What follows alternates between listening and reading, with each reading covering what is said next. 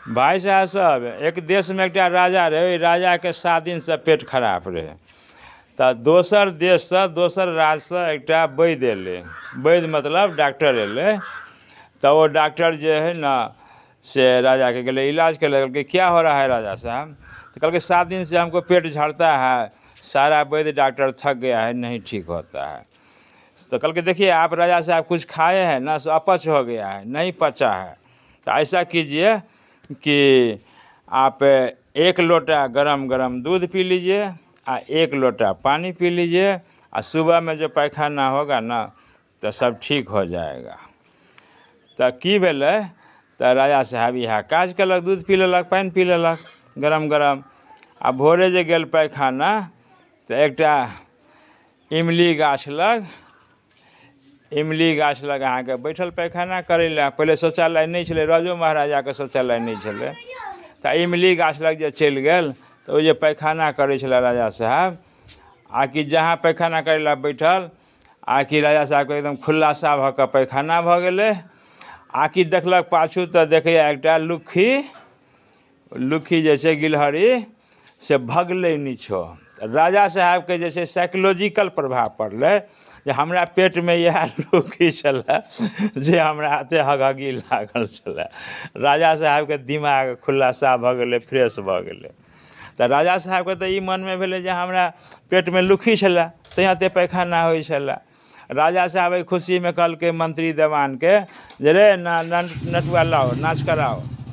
तो नटुआ जे नाच शुरू केलक तो नटुआ की केलक तो गीत गाबऽ लागल। तो नटुआ कोन गीत गाबै? आ राजा साहब खुदरा पाई रखने रहे, खुशी में इनाम देवे।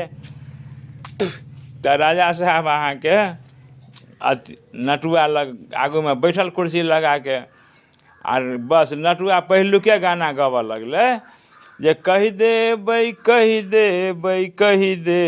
ना, ओ कही देबै ना, हम तो इमली तरहक बतिया कही देबै ना, हम तो इमली तरहक बतिया कही देबै ना।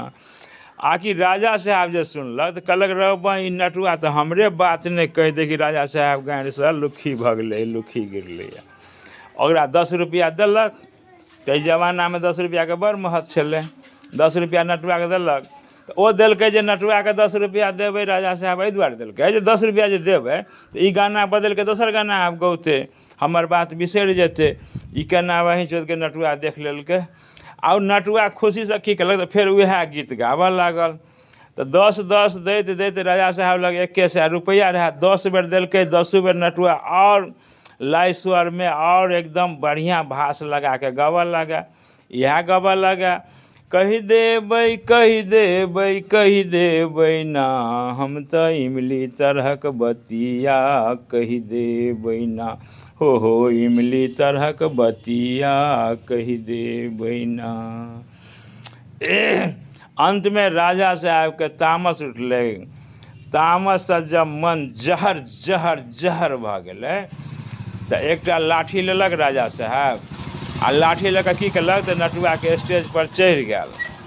आ नटुआ के स्टेज पर चढ़ के आ लाठी लेकर कहलकै कि रे नटुआ, नहीं तो तखन से तू की एके गाना घसै, तोरा 10 रुपया दै छियौ मुँह बंद कराए, तो तू और अथी लाइल भाष में गबै छी। तो रे सार तू की कहबी? इएह ने कहबी कि राजा साहब गाँव से लुक्खी गिरलै। तो तखन से यह बात कहै छी।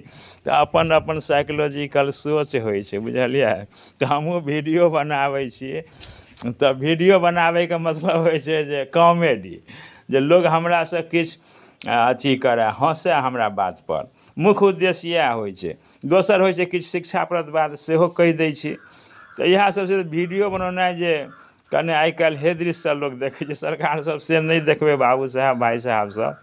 आग्रह करै छी यदि नीक लागे न तो ओकरा लाइक कऽ देबै, सब्सक्राइब कऽ देबै।